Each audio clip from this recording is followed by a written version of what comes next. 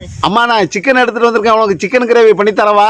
Gravy வேண்டாம் மயனே, உரப்பா இருக்கு. அதனால சிக்கன் வெள்ளை குருமா பண்ணி கொடு மயனே. சரிம்மா இரு, உனக்கு ஒரு 5 நிமிஷத்துல பண்ணி தரேன். நெய்யில சேர்த்த சிக்கனை அப்படியே சுருள சுருள அப்படியே கிண்டுறான்.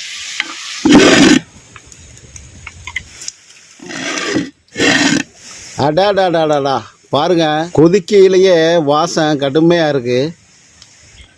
மலைச்சாரல் போல மல்லித்தலையை அப்படி தூவி விட்டு நெய் சேர்த்தோம்னா அடாடாடாடா அந்த சிக்கன் வெள்ளை குருமா அவ்வளோ ருசியாக இருக்கும்.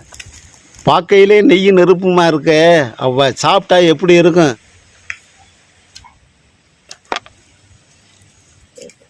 அக்கையில எச்சு உருது மயனே.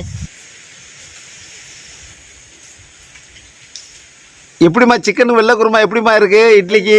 அருமையா இருக்கு மயனே, சூப்பரா இருக்கு. உரப்பு இல்லாம இருக்கு, வாசனையா நல்லா இருக்கு. இட்லி இடியாப்பம் தோசை அதுக்குமே சேரும். உரப்பு இல்லாம இருக்கு, நல்லா சாப்பிட ருசியா இருக்கு. 3 இட்லிக்கு 4-6 இட்லி சாப்பிட முடியாது. மயன்லாம் 10 இட்லி திட்டுறான். எல்லாரும் வாங்க சாப்பிட, சிக்கன் வெள்ளை குருமா சாப்பிட வாங்க. நமது ஹெல்த்தி புட்டு. அதனால லைக் பண்ணுங்க, ஷேர் பண்ணுங்க, கமெண்ட் பண்ணுங்க, சப்ஸ்கிரைப் பண்ணுங்க. இந்த வீடியோவை அடிக்கடி பாருங்க சார். மீண்டும் அடுத்தபடியா சந்திப்போம். நன்றி, வணக்கம்.